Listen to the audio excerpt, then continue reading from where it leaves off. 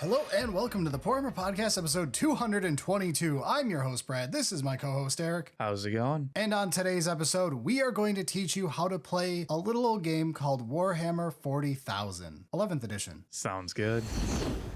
All right, let's start off with what we're actually going to cover here. Warhammer 40k is a big game. It's pretty massive. To cover every angle of it would take an entire series of episodes. Yeah, I mean, that's probably true. I think we can do a pretty good job of getting the basics, though. Yes. So for a little bit of a tangent story, I taught my wife to play 40k back in 9th edition, and we made an episode about it. It's really old. I'm not sure I want you to watch it, but it does exist. But we're basically doing the same thing I did when I taught her how to play. We are going to play a very small, low points game and walk through all the basics. We're not going to focus on large scale stuff, and we're not even going to bring in army rules or detachment rules or stuff like that for people who know the rules. We're focusing on the very core aspect of playing a game of 40k. What a data sheet does, how to actually do shooting and fighting, all the basics. It's a new edition. I think there's going to be a decent amount of new players getting into the game. So hopefully this can kind of like help explain like the core fundamentals of what the game actually is. And then, you can branch out to the rest of the rules and further complexity as you have time and get more familiar with it. And also this might be useful even if you're not that interested in playing, but you like listening to our content, as I know many of you like to tell us all the time in comments. In that case, this can help you understand more when we talk about things like strength and toughness, and we're talking about data sheets, what all the numbers mean on them. Right. And I would say like this is kind of the way that we recommend teaching like somebody that's really new. If you're a person that knows somebody just getting into 40k, I mean, you can show them this video, but like you can also just kind of like walk them through this type of scenario and help teach them without being too overwhelming, hopefully. Yes. No one should play like a 2,000 point game right off the bat. No. We are playing with, what do we calculate it to? They're 250-ish point armies. Yeah, I think it was about 250 points because it was like half of the like 500 point new intro thing,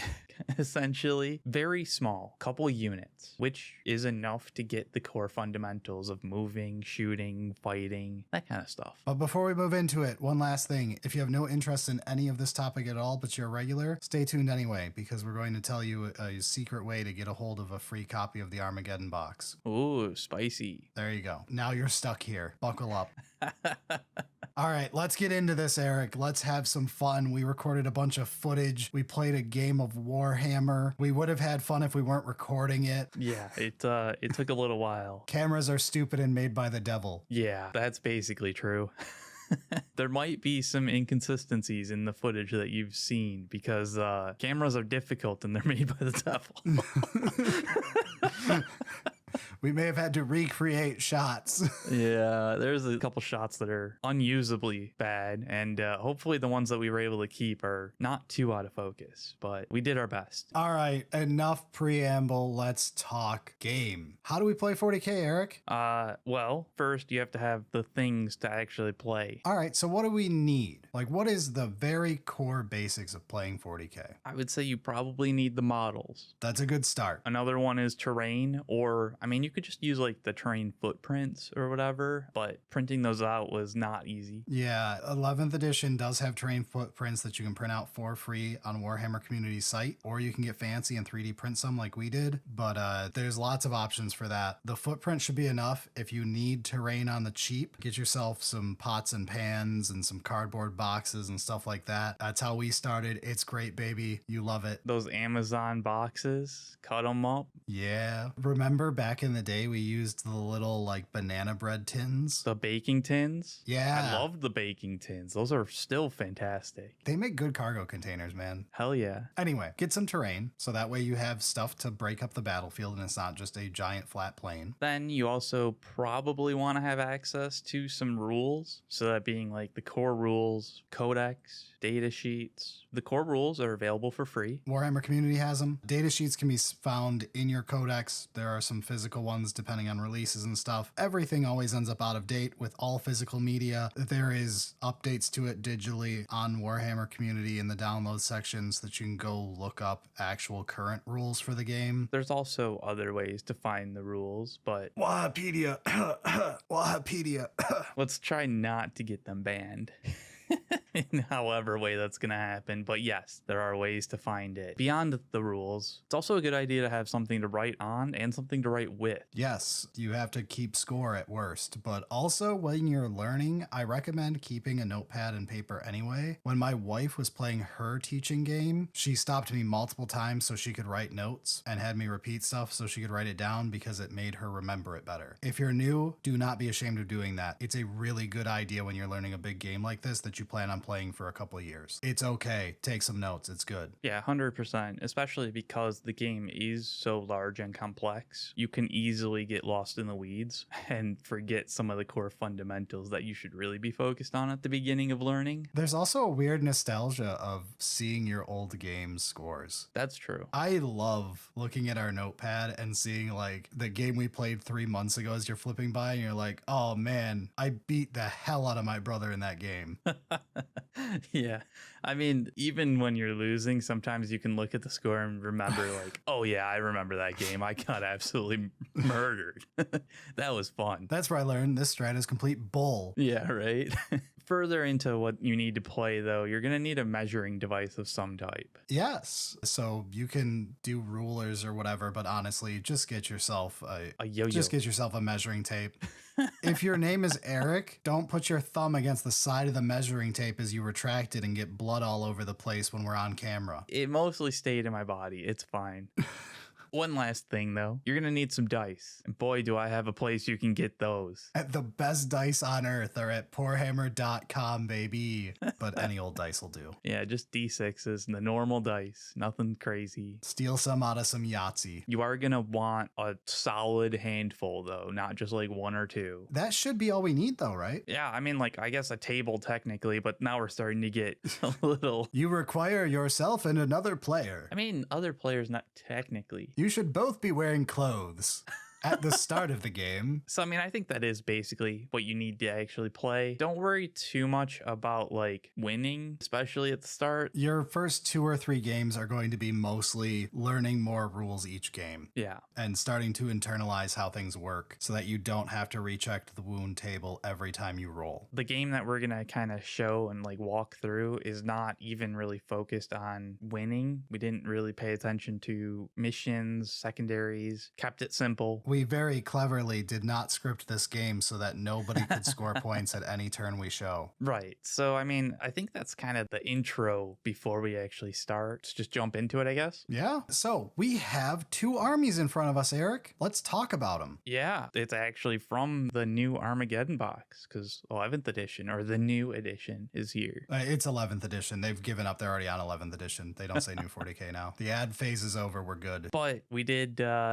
assemble. And actually, I painted a couple. Hell yeah. Eric painted all of the orcs you see in this video within 7 days. Give the man some props. That's a lot of effort for him in 7 days. It was a lot. He put fire on the boots. He free-handed fire on boots. I do think they turned out pretty well. They're beautiful. So we've got orcs and space marines. You've actually painted up the space marines in a particular color scheme for reasons. Yes, for reasons. We'll talk about it on other episodes. But the Space Marines here, we have a captain leading a squad of 5 intercessors, and then we have a land speeder who will show up later. Yeah, and on the orc side, we've got a unit of boys being led by a weird boy, and Daka Rig's going to show up at some point. So Berilio is probably showing on screen data sheets for these units we're using right now. A data sheet looks a little bit scary, doesn't it? It's got a whole bunch of numbers on it and some little letters all over the place, and it looks alien to you. By the end of this episode, hopefully, reading a data sheet will be very easy and you'll realize they're not very complicated at all. Yeah,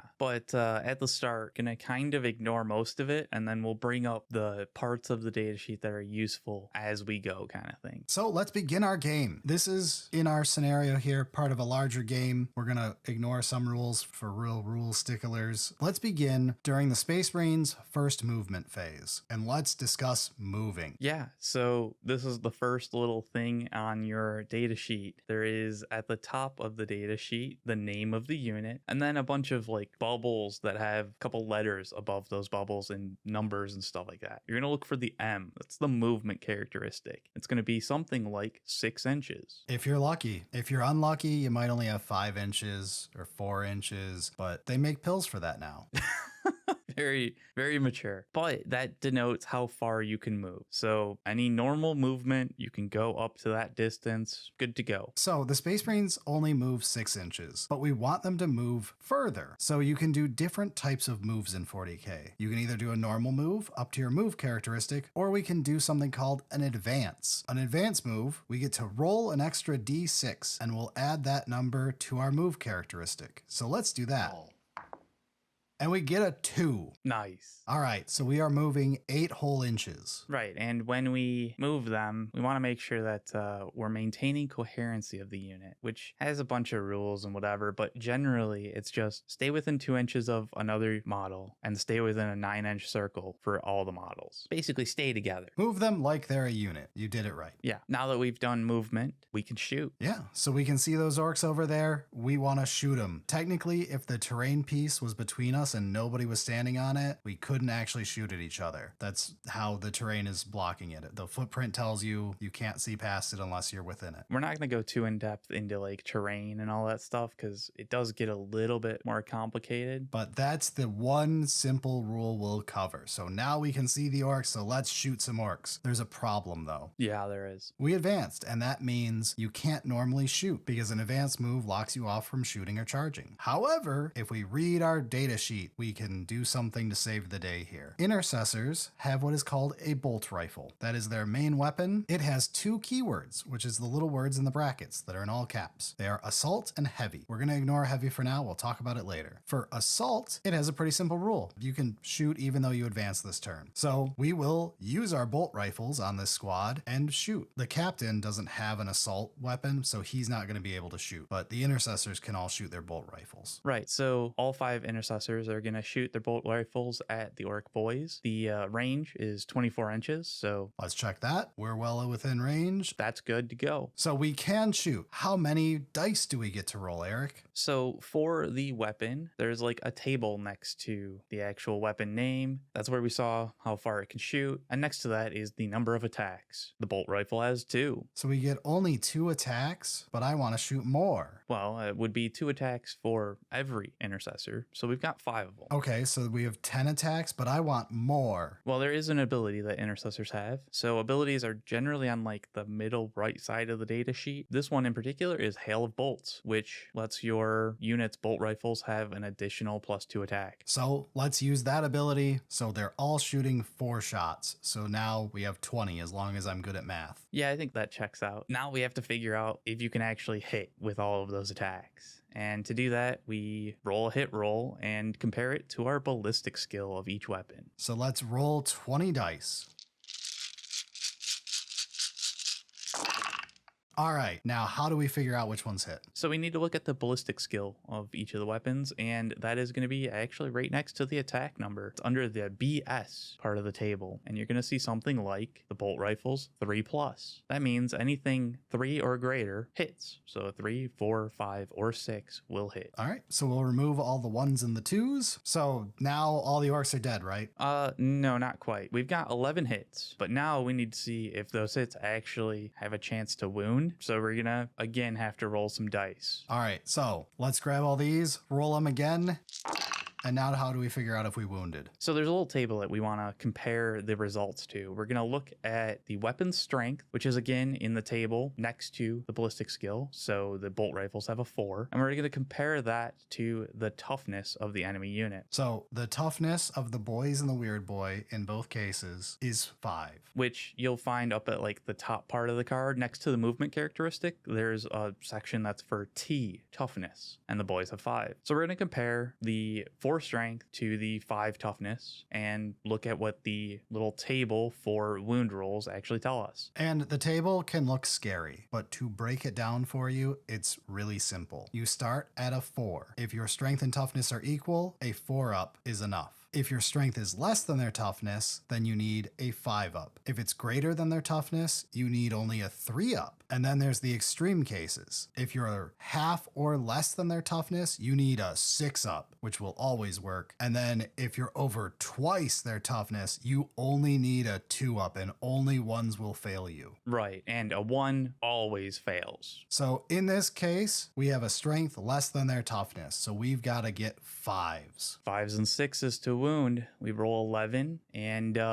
looks like only 3 managed to get through. Well, that's certainly disappointing. So at least 3 of the orcs are dead now? Well, not quite. So the orcs have a chance to save against the wounds. And I'm going to be honest here, I don't know a good way to explain the lore part of the like hit, wound, save. It's always felt a little weird to me lore aspect wise. Yeah, wound always feels like a strange one to explain. I can explain hit and save. Wound is like tougher things are harder to wound, but then a save is also that. But let's not worry too much about the lore. Right. So we do still get a save, and that is again another roll, but this time the orcs have to make it. And we're gonna look at the boys data sheet again. Next to the toughness up at the top there's an SV number, and that's gonna be a 5+. So that's our save characteristic. So the orcs only need to save on a 5 then? Well, that would be true, except there is a modifier to that. You're gonna look at the weapon that's attacking them and look for the AP column. It's gonna be your armor penetration. So in the case of the bolt rifles, it's -1. Right. So you've got the base 5 up save. So -1 is going to worsen the roll and make it a 6 up is the only save. All right, so let's have the orcs try to save. Right. So rolling 3 dice, looking for 6, managed to get 1. All right, so 2 orcs are dead now? Yes, but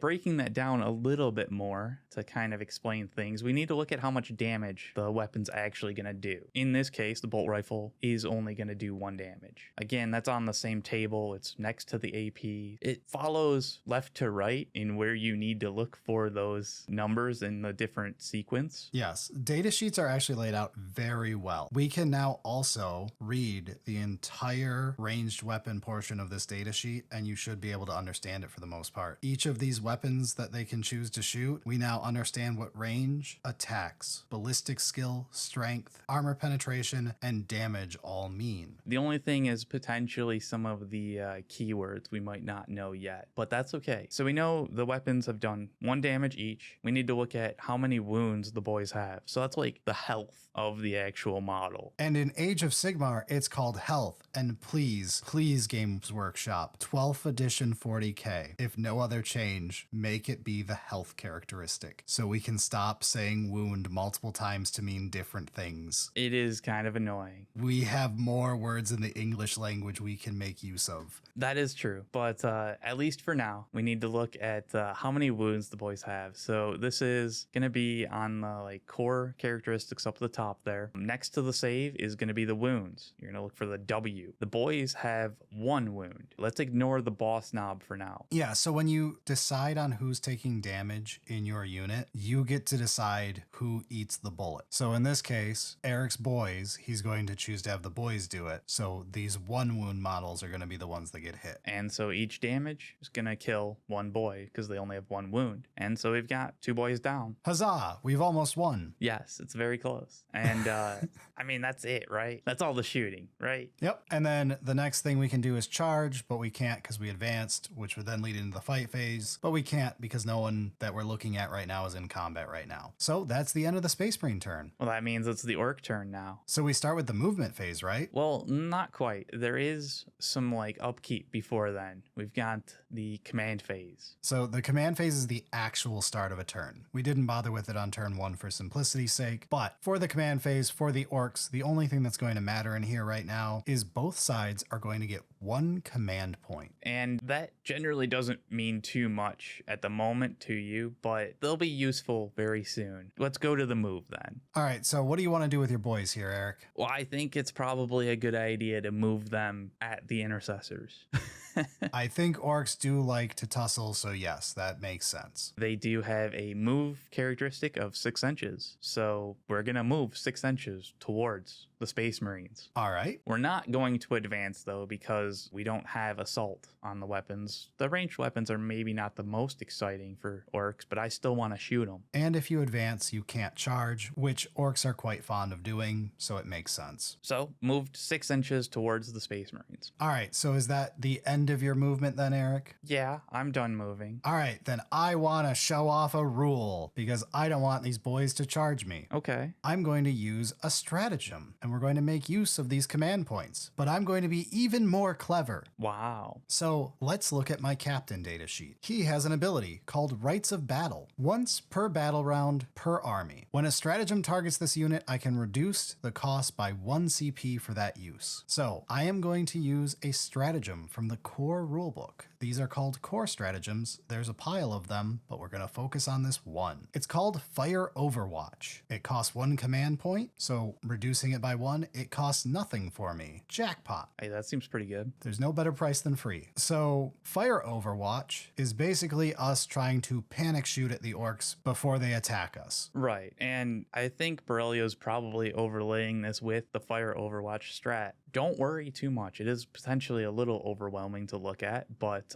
you just kind of like follow what it says when and the targets and then see the effect. Snap shooting is a little odd, but it's basically you just get to shoot, but only hit on 6s. Yep. So that's what we're gonna do. Now, importantly, the intercessor's ability that gives them all their extra attacks only happens when they shoot during their shooting phase. So it doesn't work right now. Right. So we're going to take all of our dice and we are going to attempt to shoot 2 shots per intercessor and an extra shot from the captain because he's got his pistol. Okay, so we've got 10 attacks from the bolt rifles and then 1 from the heavy bolt pistol. And I guess like just to denote that difference, we'll use a different color dice. Yeah, you can technically roll them separately or together if you're trying to do it super fast. It really doesn't matter because the stat lines are identical in this case that we're doing right now. So we roll them all and let's see how many 6s I can get.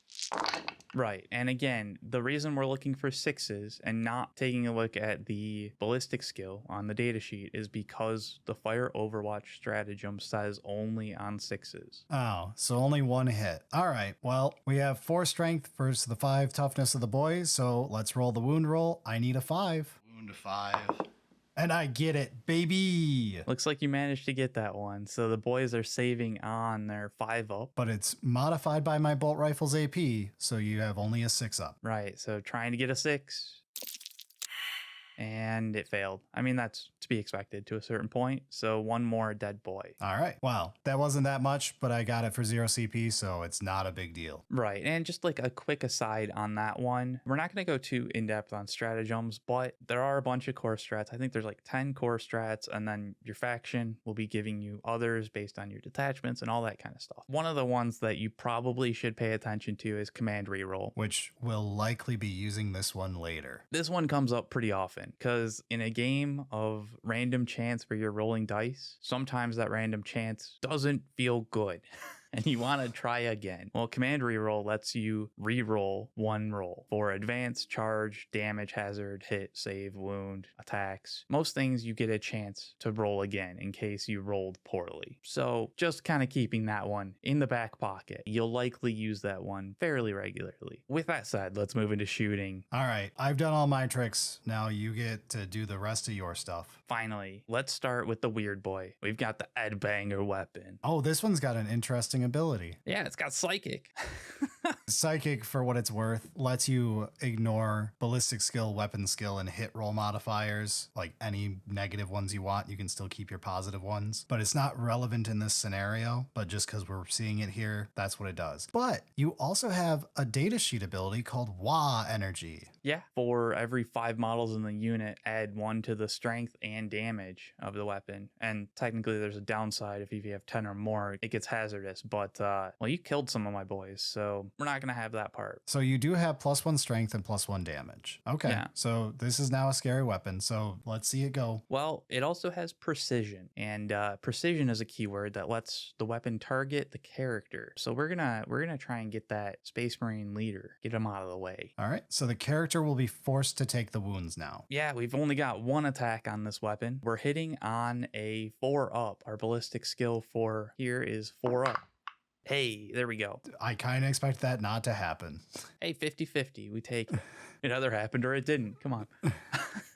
Now we need to see if it wounds. So that base strength is 6, but because of the ability, Wah energy, we get +1 to that. So we're looking at strength 7 versus the 4 toughness from the intercessors. So it's greater, but not double. So we're looking at wounding on a 3-up, which we did manage to actually get. Cool. So now it's up to the captain to try and save. All right. So this thing has -3 AP. Yeah, it does. And my captain has a 3-up save. That would be really bad. So I would only save on a 6, but he has a second thing here you can see. That's an invulnerable save. That's what the insiv there means. Yeah, I kind of hate the INSV. It feels wrong to me for some reason. When people shorten it verbally, we say invuln. So he has an invuln of 4-up, also known as a 4++ if you're doing it in text form. Right, and you can find the invuln save. It's like right below the normal save. At like the top of the sheet, it's like right below the normal save. So this save means I will never have to save on worse than a 4. So let's see. The 3 worsened by 3 would be 6, so instead we'll do it on the 4. Let's roll it.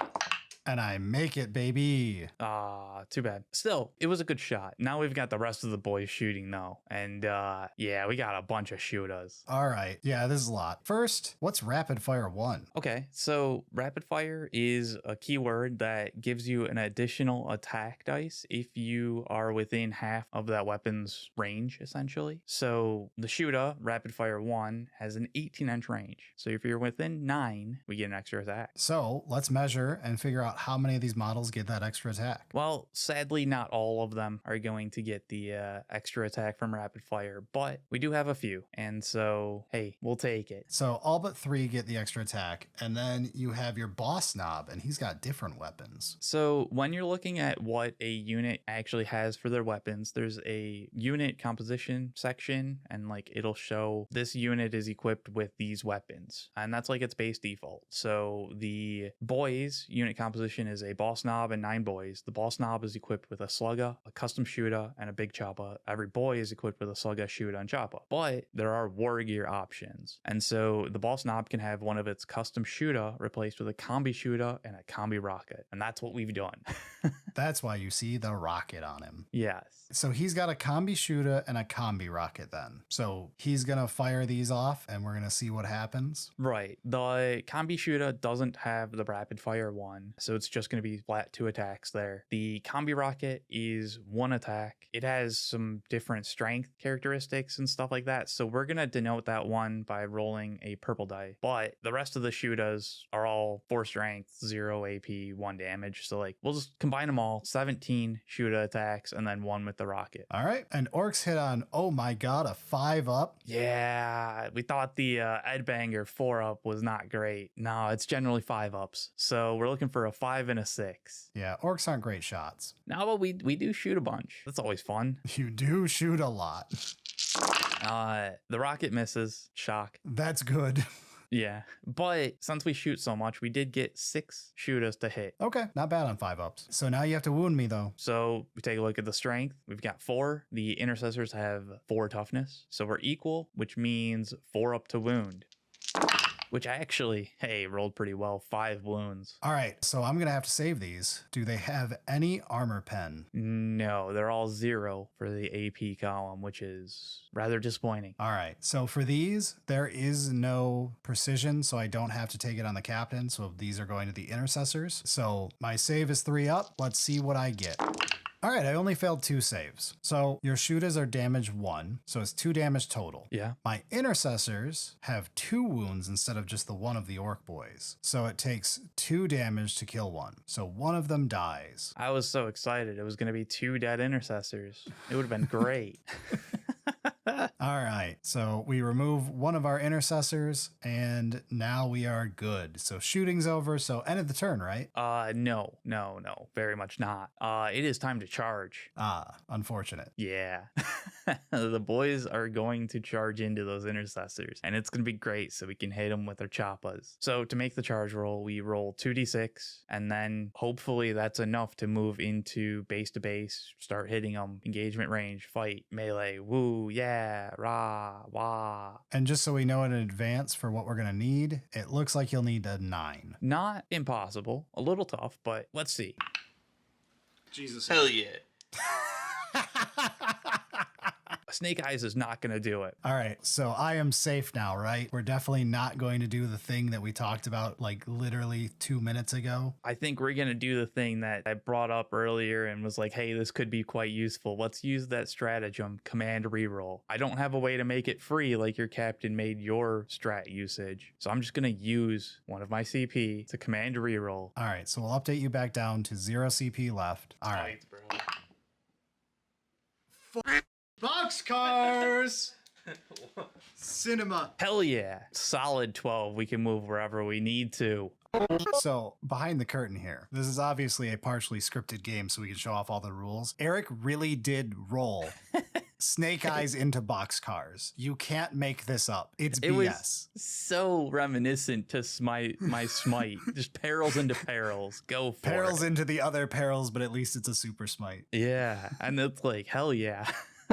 And with that massive 12-inch charge move, we can like properly start wrapping around the Space Marines. We don't have to just like minimum roll. Maybe things aren't quite. That said, we get to the fight phase, and there is a pile-in move. Which we both get to do. Eric does his, then I do mine. And you basically just shove your models 3 inches forward towards the closest unit. Yeah, it's just like mosh pit the units together so that they can fight as much as they can. Technically, there's more play to that when you're competitive, but that's for anyone watching this, that's exactly what you're going to do. Yeah. After that, we finally get to hit things. All right, so how do we determine who gets to hit who with what? Well, we're going to look at everybody within engagement range. So 2 inches, everybody gets to fight, which since we piled in to make that happen, everybody's going to fight everybody else. Yeah, but this isn't always guaranteed. Sometimes with big units, not everyone gets to fight, or if you're in a really complex fight, some people can fight one unit but not another unit. You get the drill. In this case, everyone gets to fight. We're good. So how are we figuring out how you're hitting me? Or do I get to hit you first? Well, first up is fights first, which luckily when you charge, you get fights first. And if there's a tie, the person whose turn it is gets to fight first in 11th edition. So Eric Yeah. would still get to fight first. And then you back and forth. One unit from the active player fights, and then a unit from the defending player fights, and back and forth as necessary. But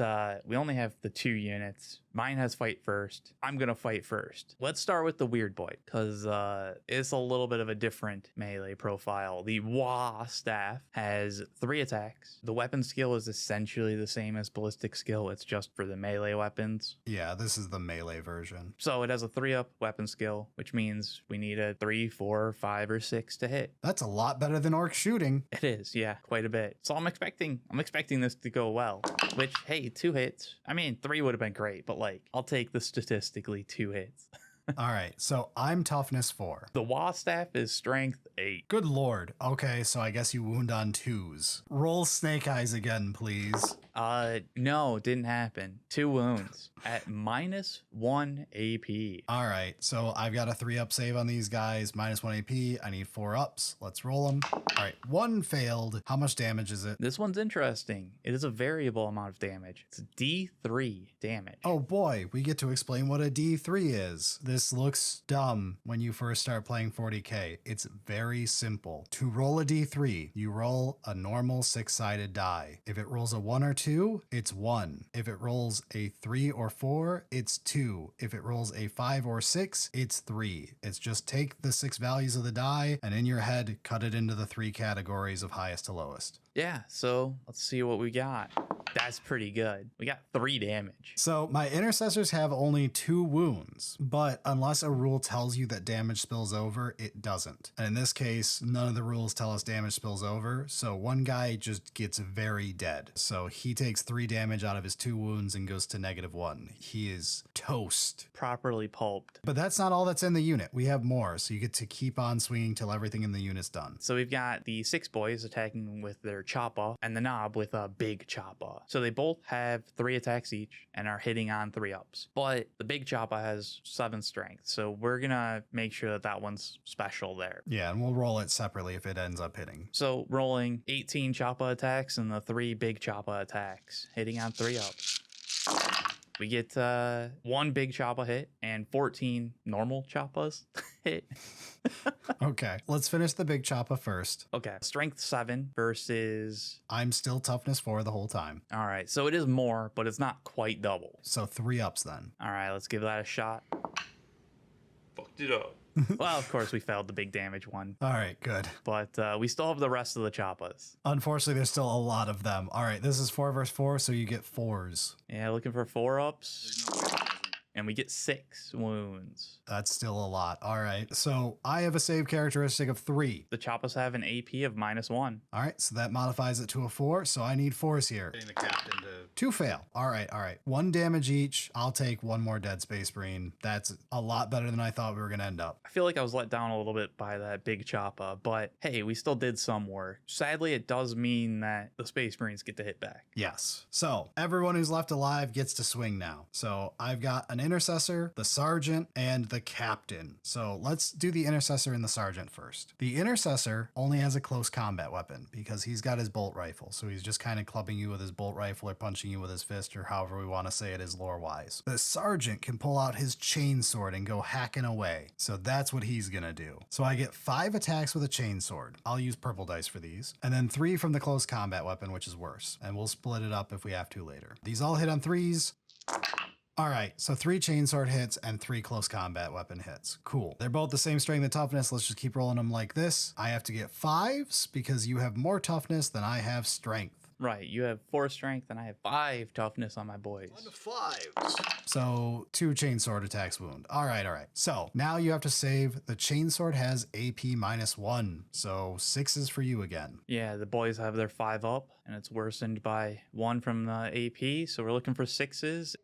And they both fail, which is 2 more dead boys. All right, not bad. Now it's the captain's turn to finish this unit off, and he's got a much better weapon, the master crafted power weapon, and I'm gonna show off his other ability. He has an ability he can activate once per battle called Finest Hour. So once a game, I get to do this, and it is in the fight phase when this unit is selected to fight. So technically I did it before we did these other rolls, but that's okay. It's relevant now. This model's melee weapons have the following. Until the end of phase, +3 attacks and a little ability called Devastating Wounds. If I get a 6 with this weapon when I'm doing the wound roll, it's called a critical wound, and those become what are called mortal wounds, meaning he does not get to save against them. They just happen. So, I mean, the dev wounds doesn't matter too much in this scenario, but the +3 attacks most certainly does. All right, so 9 attacks with the master crafted power weapon. I hit on 2s because captains are very good at hitting stuff. Yeah, that weapon skill 2 up is scary.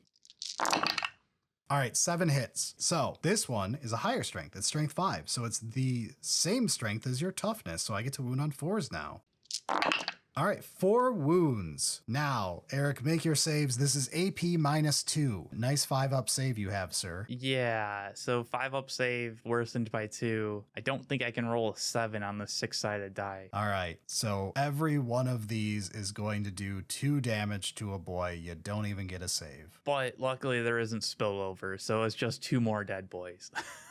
Worked in my favor this time. Yeah, but they're really dead. Yeah, that's true. So at the end of the fight phase, we can do like consolidations, which is basically just, again, smash together. Just keep everyone in the fight, basically. So there we go. Yeah, there's technically more that can be done, but whatever. Just make sure that you continue fighting and stay in a position to fight. But that does wrap up the turn. Yeah, we've got a Noob and a Weird Boy up against an Intercessor, a Sergeant, and a Captain. This could be tough. I'm feeling lucky. lucky. And I'm feeling more lucky because of something I'm about to reveal. Let's enter turn 2 for the Space Marines. We will start in the command phase because we have a little more to do this time. So first, let's each gain a command point. Space Marines have 2 of them. Orcs have 1. It is now time for Battle Shock, though. All right, so Battle Shock. This is basically going to tell us if our unit has to get debuffed because it's been hurt so bad that they're scared.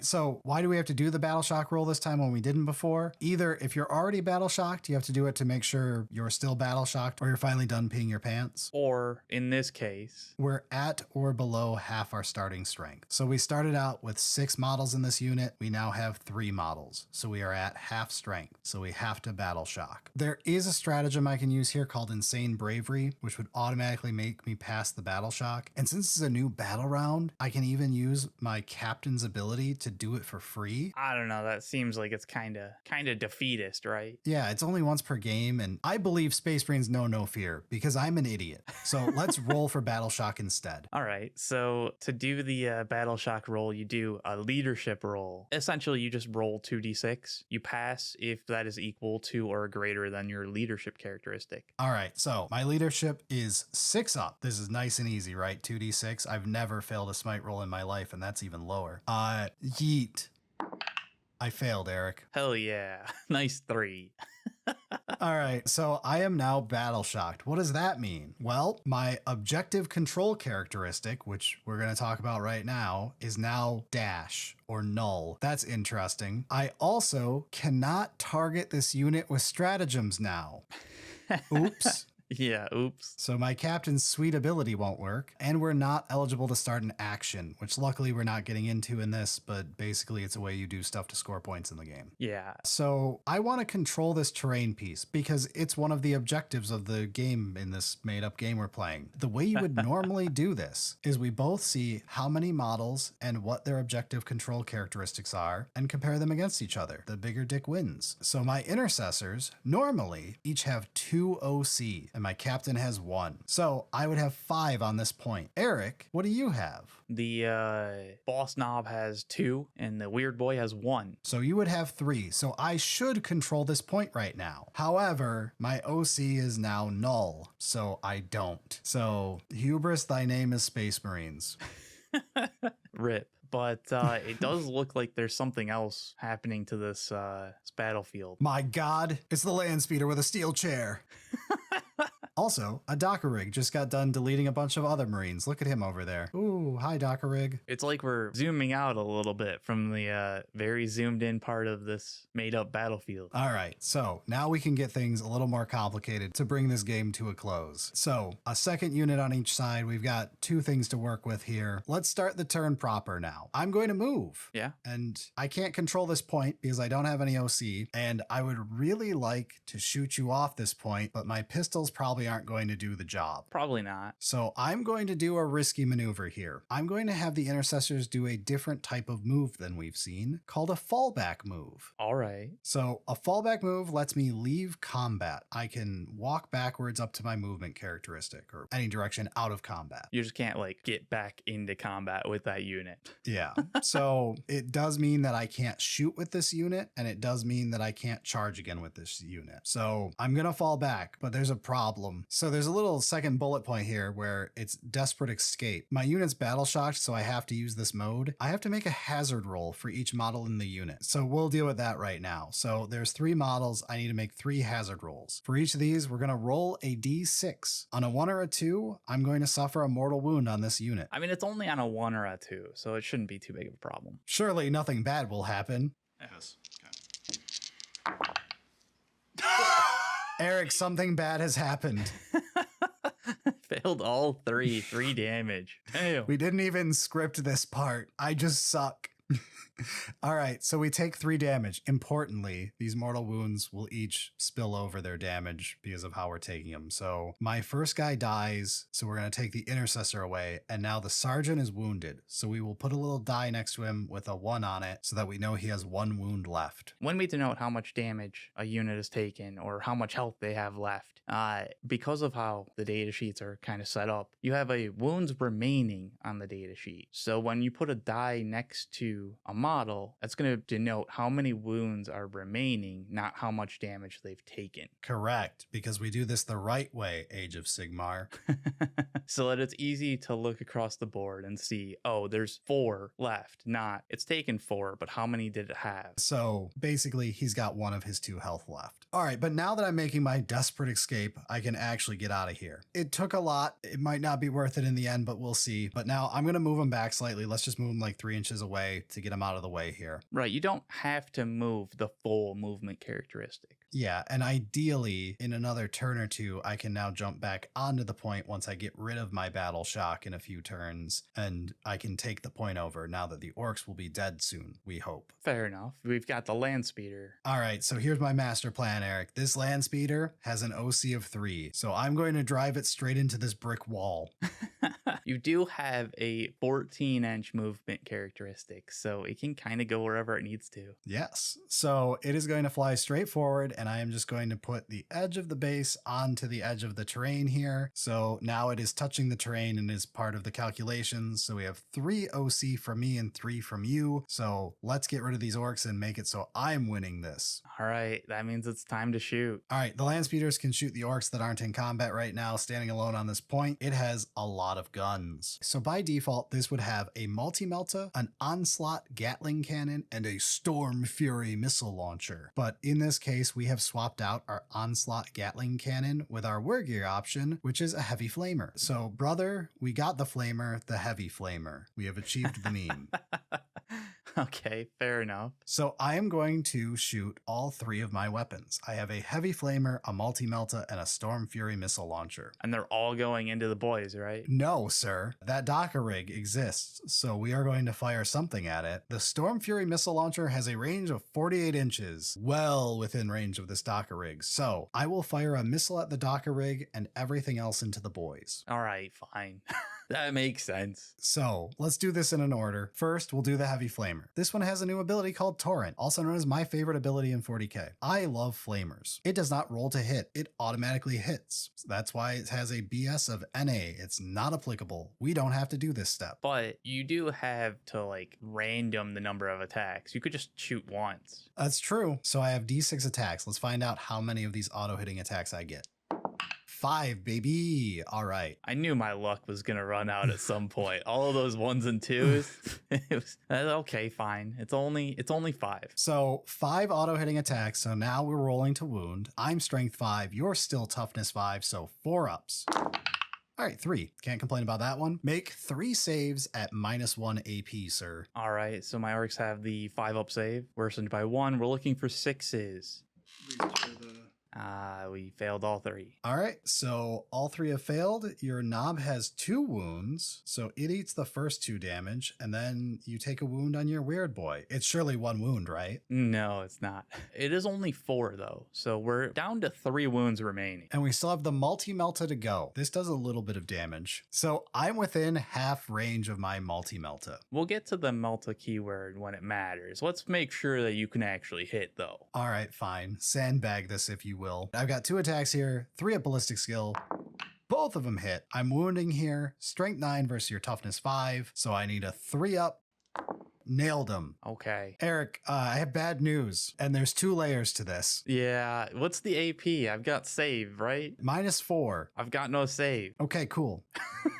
How much damage? The Melta ability changes this. It starts as D6 damage, so it could be anywhere from 1 to 6 for each one of these hits. But the Melta keyword says if it's within half range, we add the number next to Melta, in this case 2. So each of these does 2 plus D6, so a minimum of 6 total damage. So we can skip me rolling damage. You're very dead. It was almost fine, right?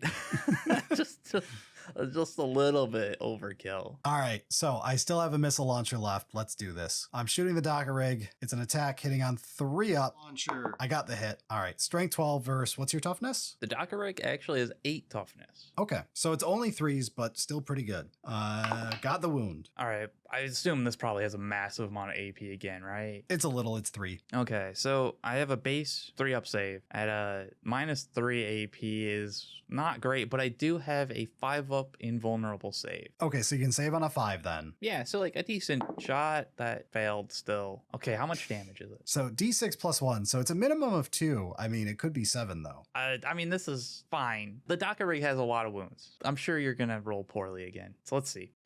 All right, I rolled a 1. Haha. This is where we get into that CP reroll Eric used. Now it's my turn because Oh. I would much rather do more than 2 damage. Okay, let's see what you got this time. Rerolling.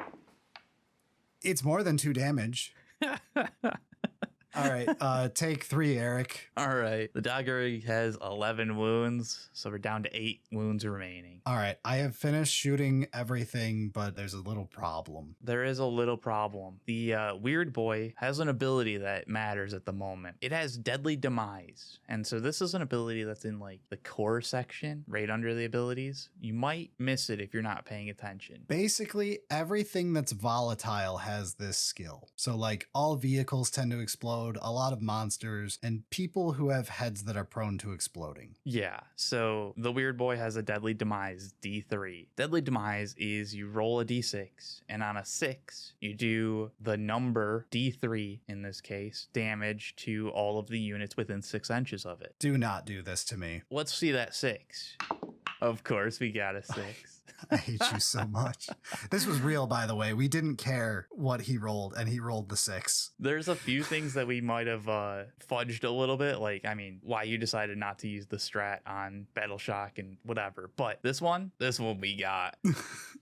This is just real game right here, everybody. So it's D3 damage, everything within 6 of the weird boy. So it's my intercessors and the land speeder both. All right. All right, let's roll for the intercessors, and they take 3. That's disgusting. The land speeder 2. Hell yeah. All right, not bad. So my land speeder's down to 7, and I have a captain. Oh man, it's so good. It's so brilliantly good when Deadly Demise happens. I think that does end the turn though, which means it's a turn for the orc. I'm not feeling good about this with that Daka rig now. I don't know because it's new, but I'm pretty sure it shoots a lot, doesn't it? I hope so. But first, let's gain our command points. So Space Marines have 2, Orcs have 2. We don't have to Battle Shock because my boys are dead and the Daka rig is not at half or less. Okay, so you don't own the point though, because when we look at the point, I'm the only person with anything on it. Yeah, I don't have too much left, but that's okay. I'm gonna move now. All right, so you're just gonna move away and go do something else, right? I mean, the Daka rig does have an 8-inch move. It's not like super speedy, but like it can move pretty decently. But no, we're only gonna move 3, just like slightly closer. Oh, I know why. Yeah, it turns out that my ranged weapons have a keyword that's heavy, and that keyword is add 1 to the hit roll, so long as you didn't move more than 3 inches. And we're not gonna move more than 3 inches. We're gonna make sure to take full advantage of the heavy keyword. Because orcs aren't very good at shooting, so they need all the help they can get. That is true, but that means it's time to shoot. And the Daka rig has a blitz cannon and a rocket launcher. Both have heavy. The blitz cannon has sustained hits 1. You're gonna throw it all into the captain, right? No, I was gonna say let's start by making sure you understand it's gonna be split fired. The blitz cannon is going at the captain and the rocket is going to the land speeder. Okay. Do you have any funny rules that I should know? We got a couple, yeah. The Daka rig has the ability Daka Blitz. So my shooting phase, as long as I'm targeting a non-monster vehicle with the blitz cannon, add 6 to the attacks. That's a lot. Yeah, it starts at 8. So That's at least 9. that is at least many. All right, so 14 attacks, hitting on, well, 5-up ballistic skill, but we get the +1 from heavy. Okay, so 4s. So 8 hit, but we have sustained hits 1. And sustained hits is each time an attack made with sustained hits results in a critical, so a 6. You get to add the number. So we add 1 to the attacks because we got a 6, which gives us 9 total hits. This seems very un-orc-like. I don't like this. I mean, heavy actually helps a decent amount, but we did roll pretty decent. But let's take a look at wounding. 7 strength versus your 4 toughness. Yep, still 4. Okay, so wounding on 3-ups. That's that's 7 wounds. What's the AP? -2. Goodbye, Captain. All right, saving on my 4-up invulnerable save. I mean, it's possible. 2 invulnerable 4-up. It wasn't possible. It didn't happen. Flat 2 each. He's quite dead. I failed 4. Okay. Yeah, 8 damage. Goodbye. All right, step 1. Step 2 is the rocket launcher. Again, it has heavy. This surely only fires like 1, like my rocket launcher, right? No, this is orc shooting. We might not hit very accurately, but we make sure to blanket the area. We've got 6 attacks. Again, ballistic skill 5 up, but it's heavy, so we get the +1. So we're hitting on 4s with 6 attacks. This will be fucking hysterical if it kills it. The rocket launcher into the speeder. Yep. Hitting on 4s. We got 4 hits. It's not too bad. Strength 10. What was your toughness on the land speeder? 8. Okay, so we're wounding on 3-ups. 3s. And we get 2 of them. I do know that this is flat 3 damage, so if I get all 3 of them and you fail. Yeah, that would be a dead land speeder. All right, we're gonna use a command point to re-roll one of them. Re-rolling one of the wounds. All right, we got it. 3 wounds, -2 AP. All right, I have a 3-up save, so I'm saving on 5s. I need to save at least one of these, and we're live and we're good. We saved. Okay.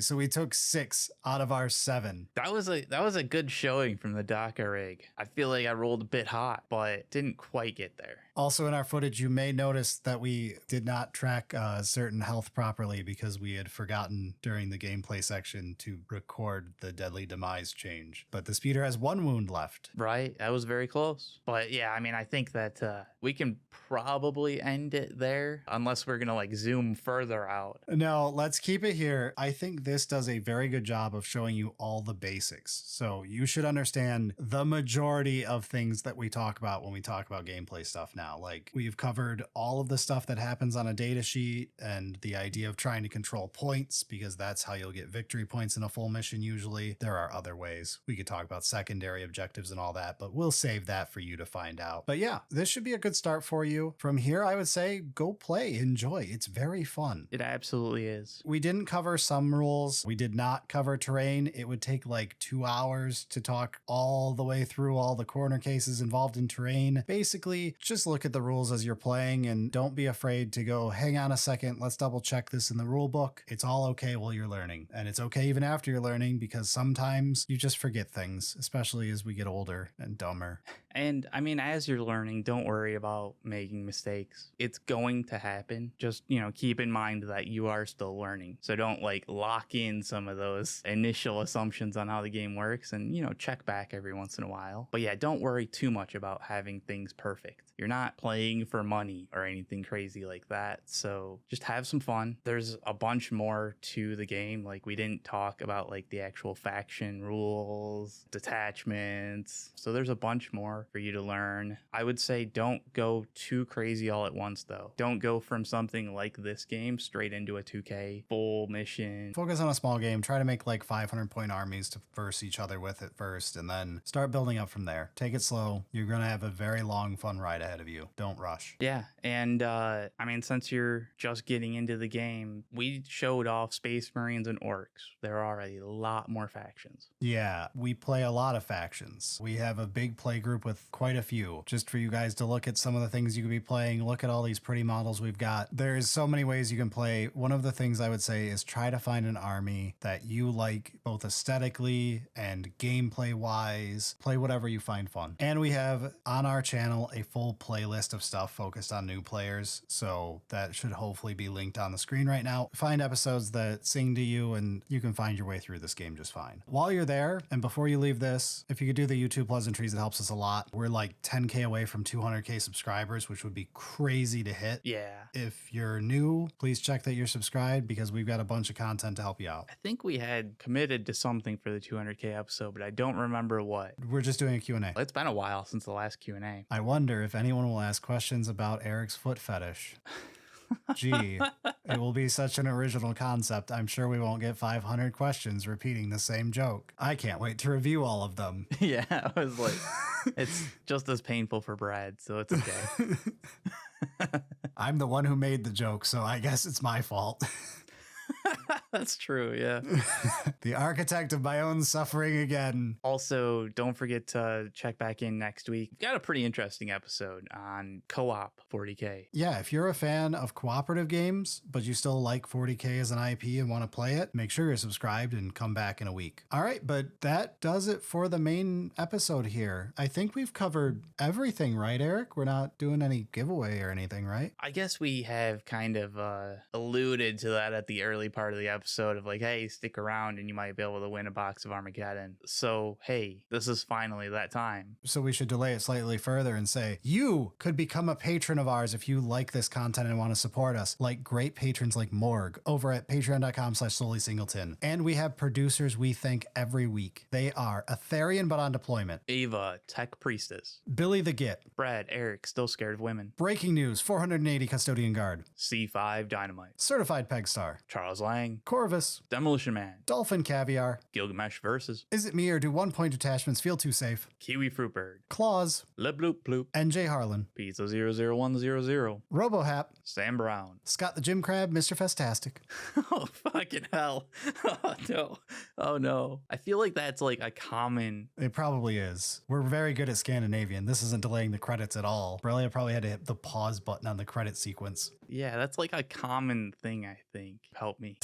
Skilder Odinson. I assume that's Odinson. So, Skilder Odinson. Stomp us our 600 points. Go buy one now. Hell yeah. The fucking God Emperor of mankind. The Lash demands a raise for Berilio. The Solely Singleton Discord is a police state. The Tau Fire Warrior who's learning to shoot. Team Merch, we didn't mention. And on that note, Victorian Batman. and War Game Simulator. Thank you so much for supporting the show. And on that note, since we have delayed you as much as humanly possible, we're starting giveaways. We're doing our first one for July. We have teased this for a couple weeks now. All of our paid patrons are automatically entered in this giveaway. If you would like to be in this giveaway, you can either subscribe on Patreon or as a free alternative with no purchase necessary. I've always wanted to say that. We have an alternate way for you to enter. Your instructions are as follows. On July 2nd, I will be posting on my Blue Sky a Google Doc link and instructions on how to fill it out. But to tell you now, you are going to need a painted Warhammer model, a piece of paper, and a writing utensil. You're going to take a picture of your model next to this piece of paper with your name and the date and a special message. The message can be anything as long as it contains the passphrase. This month's passphrase is Battle Shocked Space Marines. I mean, Battle Shock is clearly the strongest thing ever, as we saw in this demo. Just please, one entry per person, the usual yada yada. There's certain places where you can't enter giveaways. You know this if you're in like Quebec. What's that sweet one you found, Eric? The really nice wording? Oh, the like catch-all phrase? Yeah. Use that so that we don't get sued. As well as any other jurisdiction that restrict chance-based promotions or require local registration, bonding, or approval. We'll have a post on Patreon that explains all the like details going on there, and that post will obviously be free and you can see it. Don't worry about that. But yeah, if you're interested in entering to this giveaway, take a look at the post, make sure that you have all the proper credentials and that jargon nonsense, and don't forget the passphrase. But this post will go live on July 2nd on my Blue Sky, which is linked below, and it will go until July 3rd at 11:59 p.m. EDT. We have done everything we think we have to do in legalese. I think our asses are covered. We'll figure it out as we go. But yeah, one entry per person. Everyone has the same chance of winning once you're entered. We're gonna spin the random wheel of random number generator to find out who wins. There is 2 boxes of Armageddon up for grand prize and 5 Space Marine 2 copies for runners up. We'll see how well this first giveaway goes, because we want to like actually keep doing this going forward. I also want to steal Auspex Tactics' ideas. I mean, he's pretty smart, so I'm willing to hop on the bandwagon or something like that, whatever the good phrasing is. All right, but that does it for us this week. Thank you again for watching. I hope you really enjoy Warhammer. Tune into what we're doing next week because it's going to be a really fun time. Sounds good.